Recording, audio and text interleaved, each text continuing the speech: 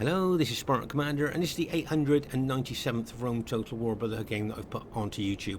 Just to say, I wanted to show this battle today because we're going to be talking about the best use of ground in battle. Now, for the last nearly 20 years, we've been playing on grassy flatland maps. So on this map, you'll see that there's a lot of undulating ground. And as we move further into the battle, you're going to see how using undulating ground to the best advantage for your team is very important. If you look here, you'll see that Team 2 have got the higher ground advantage here on this particular map. So it's always a challenge for Team 1 here, as we've seen in other battle videos on this particular map. Okay, you can see that Team 2 has got the upper the higher ground advantage, and the only way to attack them is to go around the flanks. You can't attack them head on because that rock doesn't allow you to move up onto the higher ground. But as you can see, there's a lot of undulating ground. If you look closely, you'll see the ups and downs on this map. Okay, completely different from the grassy flatland maps that we've been playing for nearly 20 years. Okay, you'll see it's undulating ground. And as I say, as we get further on into the battle, you'll see why I wanted to show this battle here, because of looking at the best use of undulating ground. Okay, our first teammate is Brotherhood member TR. Now TR's got 6 infantry, 3 Murmillo gladiators, 5 archers and 6 cavalry. Okay, there's this infantry there. There's units that you don't see very often. They're Murmillo gladiators. See, they carry spears, so they're anti-cavalry, anti-chariot troops. And you can see they're quite well armoured, but they're only 40 men to a unit. Okay, that's all there is 40 men to a unit. And TR tends to bring them because he says they're absolutely excellent against cavalry. Okay, so that's why TR brings him in his army. But of course, he's only got 6 urban cohorts. But let's look at his cavalry. 8 upgrades, 2 experience stripes, gold shield, gold attack on his cavalry there. But as I say, only 6 urban cohorts. Now, is that going to be enough in this battle? Well, I guess we'll just have to wait and see. Okay, but fully up, those well upgraded, cavalry of TRs there. Will that make up for 6 infantry? Well, I just have to see. Our next teammate is Brotherhood member JGP. Now JGP has got 11 infantry, 3 archers and 6 cavalry. Quick look at the upgrades on his infantry, and you'll see some of his infantry, I think the bulk of his infantry, have got 7 upgrades on an experience stripe, gold shield, gold attack. There you are, 7 upgrades again. And a few of his infantry, if I remember correctly, have just got the gold shield, gold attack on them, and I guess those would be the forward units of his battle formation, maybe the pilot shield units there. So he spent a lot of money on his infantry. I'm guessing his cavalry are probably just gold shield, gold attack. There you go. And it's just cavalry there, gold shield, gold attack. So that's to be a tried and tested JGP army there. Okay, our next teammate is Brotherhood member Fesson. Now Fesson has got 15 infantry and 4 cavalry. Okay, 15 infantry and 4 cavalry. And I think if I remember right, he's got mixed upgrades too. There you are. Several of his infantry have got 7 upgrades on an experience stripe, gold shield, gold attack. And others of his infantry have just got gold shield, gold attack. So as I say, he's got mixed upgrades in his army. As I say, I think maybe half and half here. Half have got some more with the 7 upgrades on an experience stripe, gold shield, gold attack. So obviously he spent the most of his money on his infantry. So I'm thinking his cavalry, yeah, just gold shield, gold attack on his cavalry there. So it'd be interesting to see how he uses that army during the course of the battle. And our last teammate is myself, Spartan Commander, who has unusually bought a Carthage army. Now I've got 17 Sacred Band Spearmen and just 2 slingers. Okay, no cavalry in this army at all. Okay, 17 Sacred Band Spearmen and 2 Balearic slingers. Now you'll see here, I've got mixed upgrades. Some of my spearmen have got 8 upgrades on, 2 experience stripes, gold shield, gold attack. And others of my spearmen have just got 7 upgrades on, 1 experience stripe, gold shield, gold attack. Okay, so I've got mixed upgrades through my 17 Sacred Band units there. So it'll be interesting to see how this battle goes. And my battle formation, I tend to put the units in different order in that battle formation. And here is the other team. You can see this player's got a very complicated name, but it is in fact Royer 35, and he has got a very unusual Britannia army because he's got 16 chosen swordsmen. Yes, 16 chosen swordsmen, 1 druid unit, and 3 heavy chariots. Okay, you have a look at the upgrades on his troops. Remember, 16 chosen swordsmen there. And what's he got? 7 upgrades there, an experienced stripe, gold shield, gold attack. And I think that's most of his infantry there are 7 upgrades, an experienced stripe, gold shield, gold attack there. Yes, most of them are there. And just to say, these guys have got excellent morale like urban cohorts, and with good upgrades on, you'd be surprised on how tough these troops can be. Personally, I like to put more upgrades on these troops than just 7 upgrades, but we'll see how it goes. And he's got a druid unit. Now remember that barbarian troops' morale is not very high, so to bring a morale boosting unit like these druids is a really good tactical move, because remember, the more morale you've got, the more that keeps your troops fighting longer. So to bring a druid unit is a good idea there. As I say, a good tactical move there. And also, I think that's his general unit as well. Yeah, he's made his druid unit his general unit. There's the general stood amongst the druids there. And then, of course, he's got his chariots. Now, remember, Britannia have got 2 lots of chariots. They've got the heavy chariots, which I think from memory are about 580 denarii with 3 hit points. Or you've got these barbarian warlord chariots that are over 1,000 denarii, but you get 5 hit points. Okay, so I've tried both chariots, the heavy chariots with the 3 hit points and these with the 5 hit points, and I would absolutely recommend these barbarian warlord chariots. The 5 hit points really does make a difference during the course of the battle, and as you can see, Royer 35 has got 3 of these heavy chariots. So I think he's got quite an unusual army here. No head hurlers. I mean, that is very, very unusual. I mean, a lot of people these days bring 14 head hurlers and 6 max chariots, don't they? So this is, as I say, a very unusual Britannia army. Be interested to see how he does with it during the course of the battle. Their next teammate is somebody who's called himself Hyper, but is in fact Brotherhood member Earth. Now, Earth has got 12 Spartans, 6 archers, and 2 cavalry. Okay, 12 Spartans, 6 archers, and 2 cavalry there. So that would be a tried and tested Greek cities army of Earth. We know he's very good with Greek cities, and he's got 2 fast-moving missile cavalry units as well. So it'll be interesting to see how well Earth handles this army during the course of the battle. As I say, a lot of us are aware that he can be very, very good with the Greek cities faction. Okay, their next teammate is Brotherhood member Mars, who's built a Seleucid faction. Now he's got 3 Silver Shield Legionnaires, and then he's got 11 Silver Shield Pikemen, and he's got 6 cavalry. Okay, so he's got no chariots in this Seleucid army. Okay, if we have a look at his forward units of his battle formation, you'll see that he's got his Silver Shield Legionnaires in front there. He's only got 5 upgrades on them, but these guys, they can throw pilots, they can form testudo, so they're pretty good troops, actually. Obviously, they look a little bit like urban cohorts, but they haven't got the same specifications, but they're good, solid troops. Okay, and then you've got the pikeman there. See, his unit there has only got gold shield, gold attack on there. But I quite like his battle formation there. And if you notice here also, the second line, if you like, of his battle formation has also only got gold shield, gold attack on.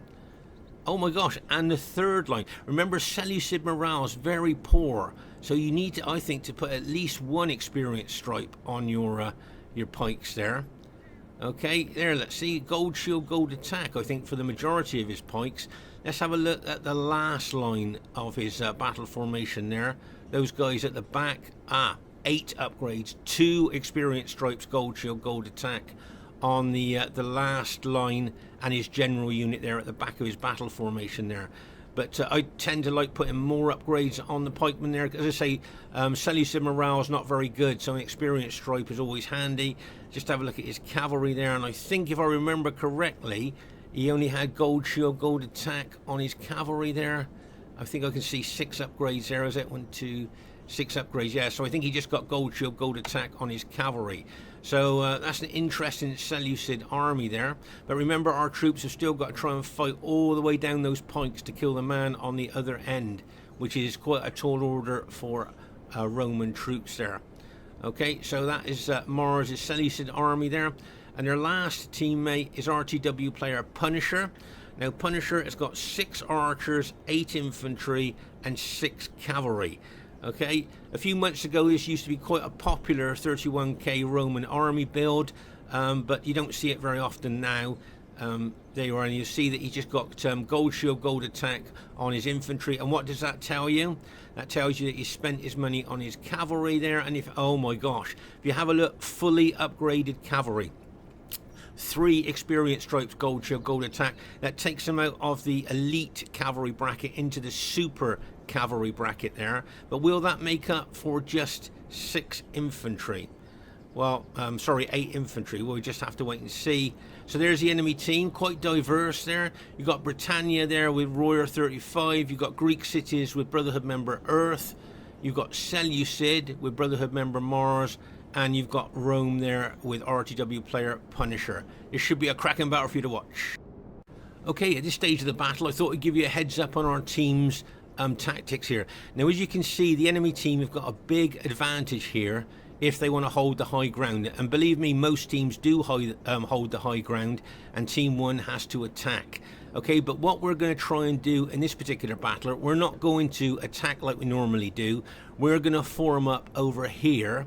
And what we're going to try and do is entice the other team to come down from their higher ground position to fight us in this area over here. Okay, so that's our tactic there. Where usually Team 1 attacks the higher ground there. But for this particular battle, we're going to try a new tactic on this map and try and entice the enemy team off the high ground. Okay, at this very, very early stage of the battle, because the teams decided we're going to form up on the right flank, as you can see, I'm actually on the left flank. So I'm going to run, I've got to run a long way over to that right flank.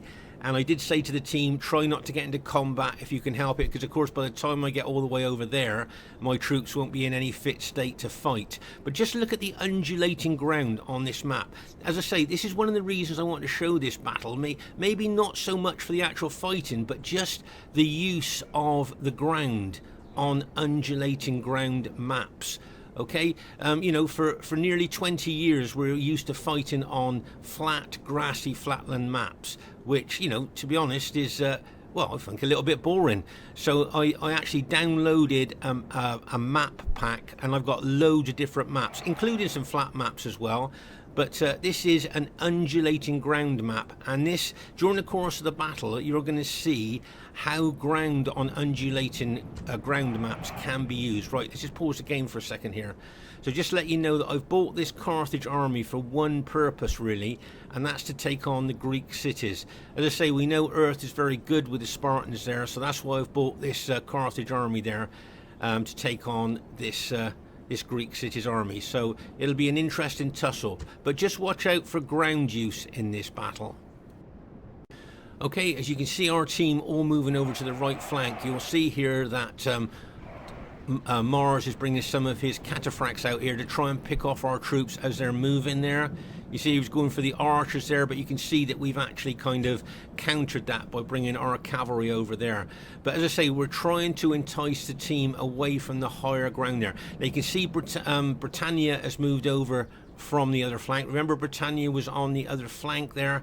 So Britannia troops have moved over, and if you notice, the Spartans of Earth have been brought down from that higher area as well. So it looks like they can see that we're forming up in that particular area, and they've decided to kind of abandon that higher ground advantage and move over to us. Now over here you'll see that Earth is moving his archers up onto this part of the map. Now this is because this undulating ground is slightly higher here, look, and Earth has spotted that, and he wants to put his archers up there so they've got an advantage shooting down from the higher ground onto our troops. The only problem is, can you see the problem here? He's got no cavalry support to support his archers, and if our team's quick enough, we might get some cavalry out there and take those archers out. Do you see what I mean?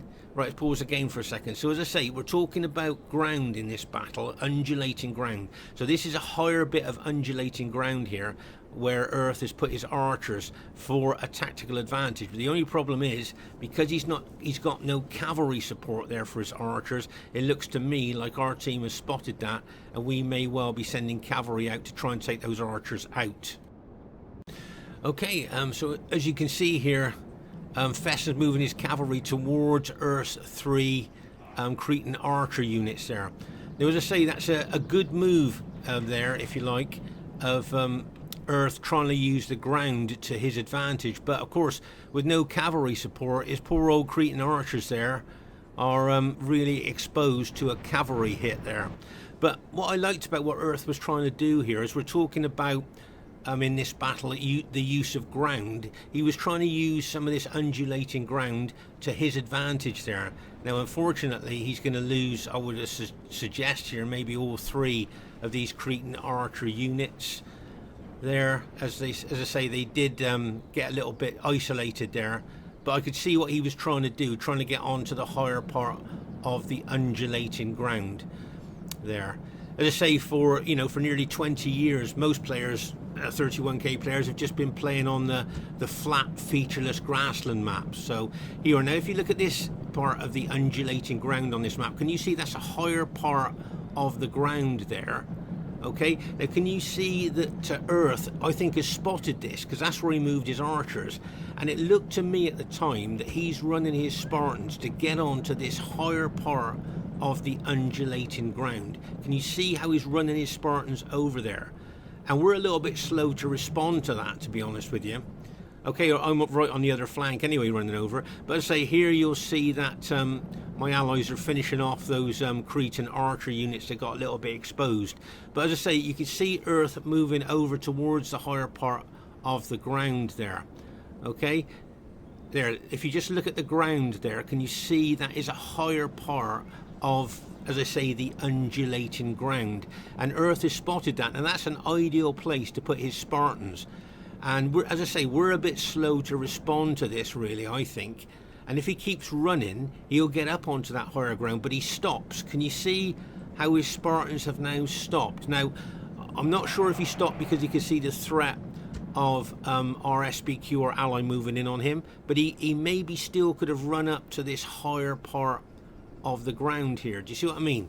So as I say, this battle is not so much talking about the fighting as the use of ground in our new custom maps. Okay, so as I say there, he could have run up onto that higher ground, but he stopped there. So he is now not on the higher ground, he's below the higher ground there. Now you can see here that JGP, if he's not careful, is going to get hit in the flank by Spartans and get hit in the front by Seleucids there. So I'm guessing JGP is going to now pull his troops away from that vice situation, and there you are, you can see JGP moving away. Now here Earth, if he wanted to, look, could up spears and continue his run up onto the higher ground. But I noticed that Fesson has noticed where the higher ground is. We'll see that in a minute. Here you can see some Seleucid forward units there fighting one of JGP's units there. Okay, you can see JGP looks like he was going to put that unit into Testudo, but I shouldn't think that unit's going to last long. But here, look, can you see that Fesson has spotted that higher ground that it looked like Earth was going to run his Spartans onto? Okay, so now we have got that higher part of the undulating ground. Do you see what I mean? So now we have got a slight advantage there, because we, as I say, we're up on the higher ground. Okay, where Earth was originally, looked like he was originally going to run to with his Spartans. Make no mistake, he spotted that was a higher ground, but he stopped. Maybe there because he thought that they might be able to damage JGP's army there. But now, you know, they've lost a chance of grabbing that ground now, as Fesson spotted it and moved his troops there. Right over here, you'll see that that unit we just saw of JGP's going into Testudo has been routed. You can see some of TR. One of TR's units has been routed as well. Okay, so as I say, going back to the ground issue here, you can see here that Fesson has grabbed. They were, let's see, this is what Earth was originally running for, was to try and get up onto that higher part of the undulating ground there, but he stopped, and now we've taken advantage of that, and we're now up there. Fesson spotted that, and if you notice here, you'll see Fesson now is moving forward towards the Spartans there. Okay, and of course from being slightly higher, his pylons will go further and do more damage. Now, you can see Earth here move there. Look at those pylons going into Earth's Spartans there. It wouldn't surprise me now if Fessenator is moving his infantry back. He doesn't want to take the Spartans on head on, but you can see Earth still moving his Spartans forward, and you can see Mars's Seleucids coming over here to back up the Spartans there. But you can see I've moved my Carthage army over here, and it wouldn't surprise me if that stopped Earth from moving forward, and in fact Earth may even move back a little bit, possibly there, as he can see that my Carthaginians are on that slightly higher ground there. Okay, so let's just pause the game for a second here. So there you are, you can see I've moved my army over there, and Fessin and myself may well integrate, because I think that the Seleucid army of Mars and Earth's Greek cities army, they could integrate there as well. So there could be a bit of integration going on there by both of us, if you see what I mean. You can see here TR running his 6 infantry over. Remember, TR only had 6 urban cohorts, and he's got 3 of those Murmillo gladiators with only 40 men in per unit. So they are 6 urban cohorts. That's all that TR has got. If we look at the enemy team in comparison there, I wonder if they outnumber us for infantry. Okay, so at this stage of the battle here, as I say, you can see I think Fessin and myself are going to integrate our armies here, because you can see that Mars has brought his Seleucid pikes over, as we said a little bit earlier, and he may well either back up the Spartans there or integrate his army with the Spartans. Right now, can you see here how we are on that higher undulating ground? Okay, now at this time, look, we're not putting Earth or Mars under any pressure. We're just forming up together. So you can see that Mars and Earth, why don't they move back to the flatter ground? Can you see what I mean there? That behind them is flatter ground. Here, when we fight, can you see, as I say, we've grabbed the higher ground here, so we've got the advantage. Now, we're not putting them under any pressure at this time. They could move both their armies back to the flatter ground. Here, can you see? Look at the flat ground here. Basically, this is pretty flat here, look. They could move their armies back to the flat area there. Okay, as I say, this battle is talking about use of ground, okay, trying to get us to think outside of the old 31k box of flatland, grassy flatland, featureless maps. Okay, so as I say, here they've got plenty of time to move back to a flatter part of the map, but they're not going to do that. It looks to me like they're going to stand here, even though they can see that you know, we've got the slightly higher ground advantage there. Do you see what I mean? So I think very often, if we're not careful, we get stuck in that old 31k mentality of just playing on grassy flatland maps, featureless maps, and not taking notice of the ground on these new custom maps that we play on. Okay, so as I say, it's a case of trying to think outside of the old 31k grassy flatlands box, if you see what I mean. And it, you know, we have to amend our tactics and strategies for that. Okay, let's pause the game for a second here. So here you're going to see, I think it's Fessin, one of Fessin's units fighting 2 or 3 of Mars's Silver Shield Legionnaires there at the front.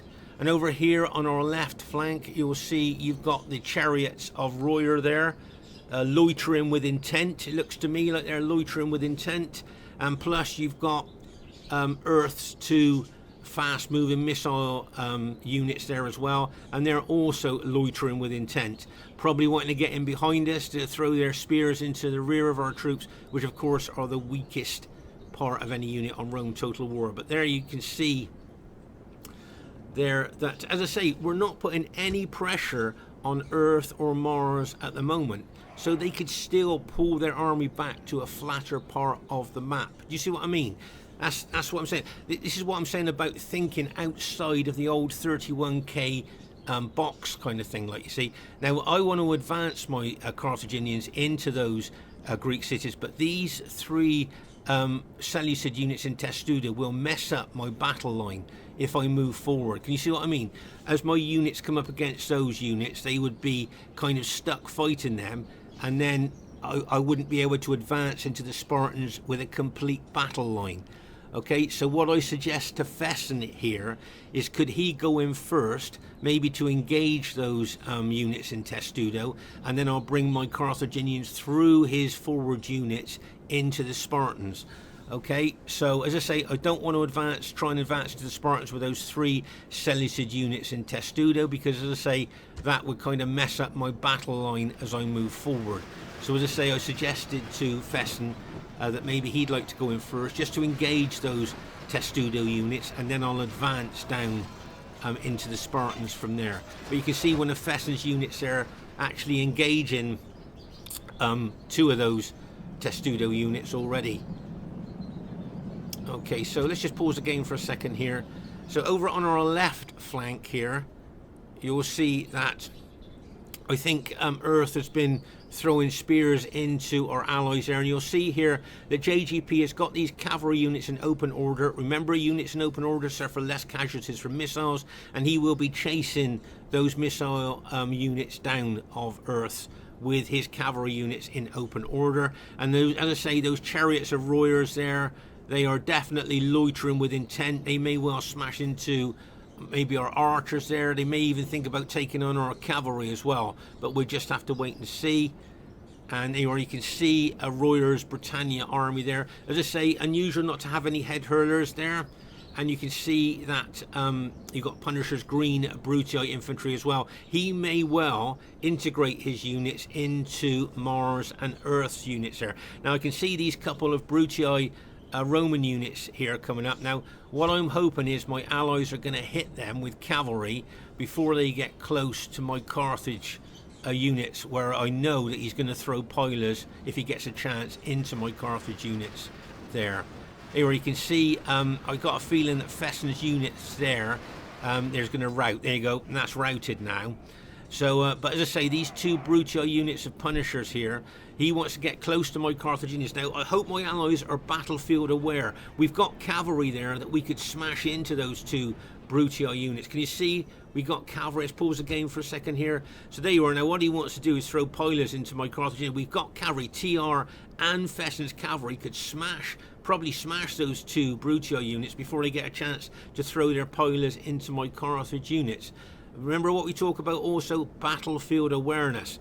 Now I got a feeling I'm going to get a mouthful of pilers now from these 2 units.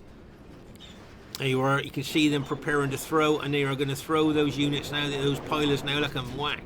There you go, causing me a lot of casualties there, throwing them into the flank of my Carthaginians.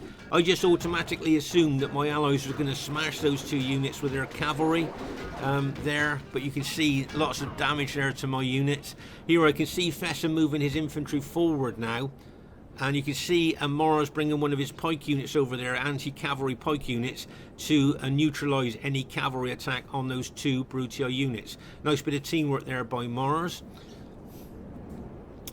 Okay, so as I say, Fesson's moving forward now, and as I say, you can see Punisher moving those 2 Brutii units back now, and you'll probably see Mars moving that unit back as well. They may be prepared to come round our flank. Right, you can see here now that Fesson has moved his SBQR troops forward. He's going to engage those Testudo units. So you're going to see me put my spears down now, and I'm going to advance into those Spartans. Okay, remember I bought this Carthage army on purpose to actually try and counter the Spartans there of Earth. Okay, so there you are. You can see my battle line of Carthaginians now moving slowly forward with their spears down. Okay, and as I say, Fesson is already attacking those Testudo units of the Seleucids. Now remember, the Seleucids' morale is not very good, and remember when we looked at their upgrades, not a lot of their troops have got a Stripon, an experienced Stripon. Now if you notice here, you'll see Earth has moved 4 of his Spartan units away from his main battle formation there. Looks like to try and protect that right flank, but he has left obviously less Spartan units there to defend, because he's moved units over to that right flank. So there's less Spartans here now than what there was earlier. Okay, so as I say, you can see me moving my battle line of Carthaginians forward into those Spartan units there. Okay, and as I say, remember we've got the higher part of the undulating ground that Earth could have got, as we saw earlier, if he kept running. Do you see what I mean? About using the ground in these new multiplayer maps that we play on. Now here's a good move here by a Punisher and Mars. Are coming in on the flank of my infantry. I'm hoping Fesson will see that and send some of his infantry down to try and counter that threat.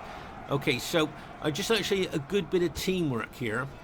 Okay, you'll see that Punisher was trying to bring a couple of Brutio units into my flank. Look, he's brought them around the flank there to attack my Carthaginians, but you can see that Fesson has blocked those two Brutio units from attacking my flank.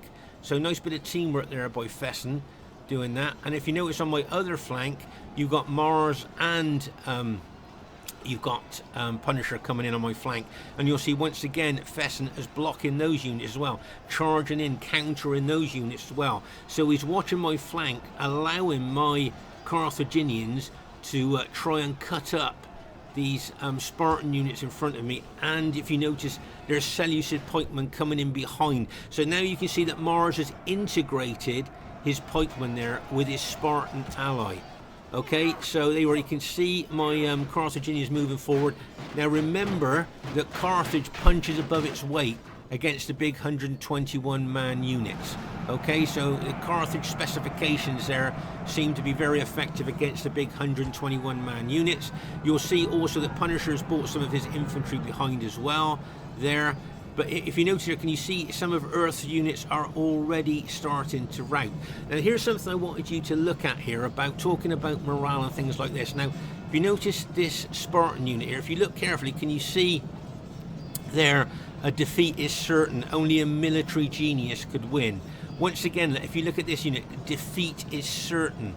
And that's Seleucid pikemen. The general isn't saying that at the moment, but if you look at the other units, both the Seleucids there, that defeat is certain, and the Greek city units, defeat is certain. As we move along the battle line, if you just look at the writing there, you can see defeat is certain there and there. That defeat is certain. So the morale of all these troops that we're attacking is absolutely on rock bottom there, because they know that defeat, they're thinking defeat is certain. Now if you look at my troops, you'll see that both Fesson's troops and myself, victory seems certain. If you look at my Carthaginians, victory looks certain.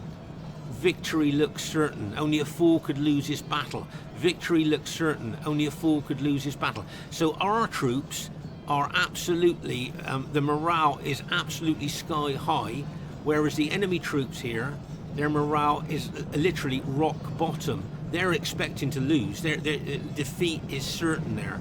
So, you know, that's just a show of morale. Even the Roman here, look, defeat is certain. Even one of Punisher's units, defeat is certain there as we're moving in to them. So, as I say, morale here, maybe because we're on the slightly higher undulating ground here and pressing in to the troops there from that higher position, has caused the enemy troops to feel that defeat is certain. Do you see what I mean? So what I'm trying to say here is the ground is very, very important on these undulating ground maps here. That's just what I'm trying. There, look, now can you see even Mars's general says defeat is certain.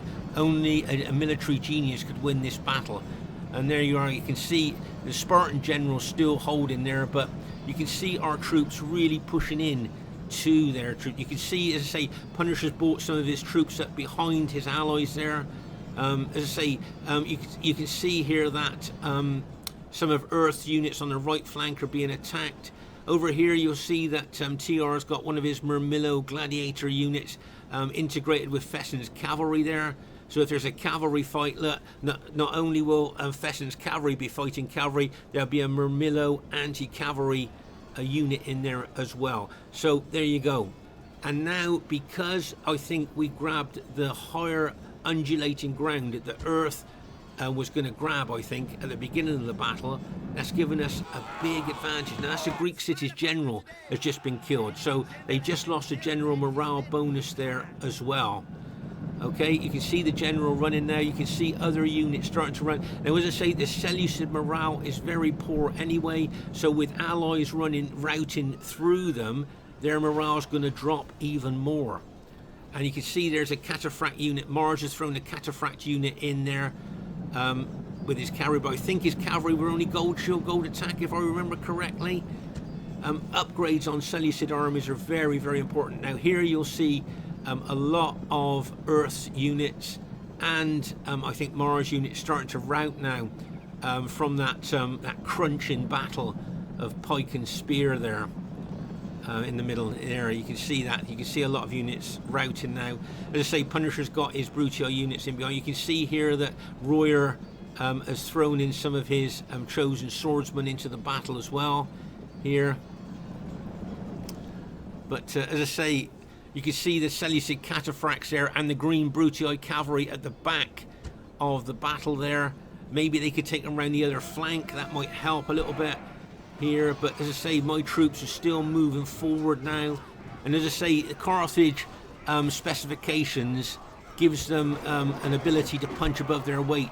And there you can see Punisher's got his general in behind his Seleucid ally trying to give general morale bonus. But as I say, the Carthage specifications enable them to punch above their weights against the big 121 man units such as Seleucid, Macedon, you know, Thrace, things like that. And you can see really pushing forward. Here you can see Mars trying to come up this flank with his cataphracts there. I think that's a Seleucid general's just been taken out there as well. You can see Punisher really throwing his Brutii infantry in there, trying to stop us there. Both myself and Fessy trying to block. But here you can see the Seleucid cataphracts there are being repulsed by two lots of our allies' cavalry there. And over here on our left flank here, you can see that Earth has still got Spartan units fighting. You've got more of Royer's Britannia troops there, plus the Brutii cavalry. Can they make a bit of? Can they turn things around on that other flank? If the cataphracts go over on the other flank, they may well do. But you can see we've broken through in the centre here. The right flank and right centre of the enemy line has now been basically broken there, with a combination of SBQR and Carthage spear attacks there. Okay, so you can see that there. Fess needs to be careful about taking units too far behind the enemy troops there, because they could become isolated and he could be hit by cavalry as well as those chariots attacking him at the moment there. But as I say, we've broken through their, as I say, their right, centre and right flank. But as I say, Fess needs to be a little bit careful with his SBQR troops there, because he could get a little bit isolated there, and there's a lot of enemy cavalry at the back there. Right, let's pause the game for a second here. So here you'll see, this is very, very unusual, Murmillo gladiators fighting Britannia chariots there. Can you see how they're using their spears? Remember, those spears are effective against cavalry and chariots there. So you can see them there, those Murmillo gladiators fighting those Britannia chariots.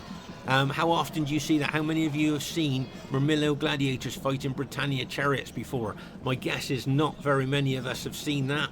And as I say, you can see my Carthaginians really pushing forward. As I say, I really only bought that army to fight the Spartans there, but I've fought the Seleucids as well. But there's a lot of enemy cavalry in behind their infantry there. Okay, so we need to be careful, I think, still at this stage. And here you can see, as I say, those Murmillo gladiators there in action. I would like to have seen them against cavalry, but I'm not sure if they actually... There's a chariot going into them. I'm not sure if we actually see any action where they actually fight cavalry, because TR says they're absolutely excellent at fighting cavalry there. So there, I think there's some Brutii cavalry that they've just chased off there. So yeah, maybe those Murmillo gladiators you might think about bringing in your army, maybe give them a try. But here, as I say, you can see myself and Fesson really pushing in to those Spartans there. That Britannia army is just about going to get hit by our allies SBQR cavalry. Get ready for JGP's cavalry hit here, and bang, and he smashes into those Britannia troops there. Mind you, those Britannia troops, if they've got really good upgrades on, are really good at holding cavalry attacks there. But I think Royer, because he bought so many of them, he's only got 7 upgrades on. I usually like putting at least 2 stripes, gold shield, gold attack on them. Uh-oh, there's some of Fesson's, as I say, infantry there. He came through maybe too far, got a little bit isolated, and a heck of a lot of enemy cavalry are starting to rout his units that came through there.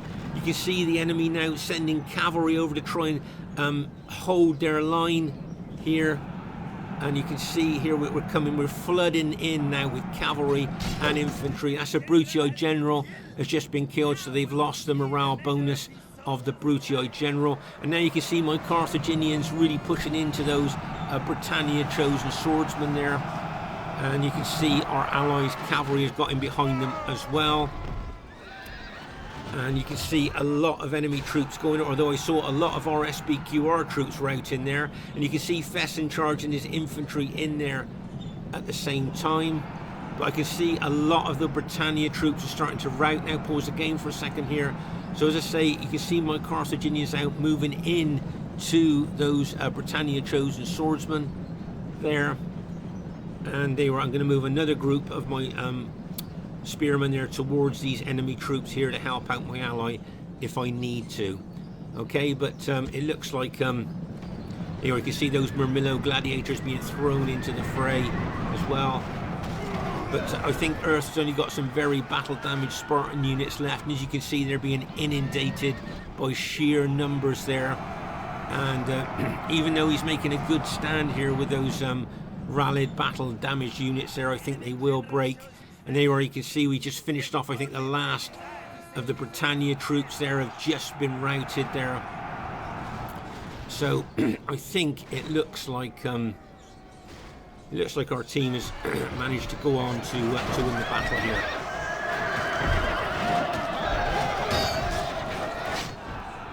And there you are, you can see there that a lot of the enemy troops have routed there. Right, let's pause the game for a second here. So as you can see here, it looks like our team has managed to go on to win the battle. If we move all the way over here to what was our left flank, you see a lot of dead there. You can see a heck of a lot of dead. And as we move further across the battlefield to the center, more dead troops there. And as we move across there, but I think the main crunch of the battle was here in this area here. If we move over to the right flank there, you'll see there's been some cavalry scraps there. We saw the Seleucid cataphracts here, but here in the center, I think this is where the main crunch of the battle was there.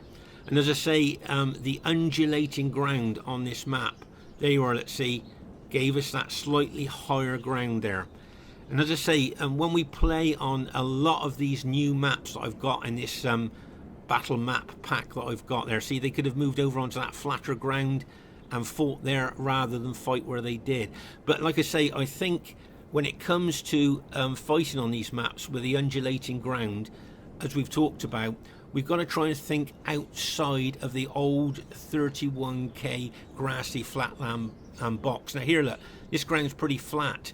As I say, if Earth and Mars had pulled back to this part of the ground, look, okay, that's pretty flat, isn't it?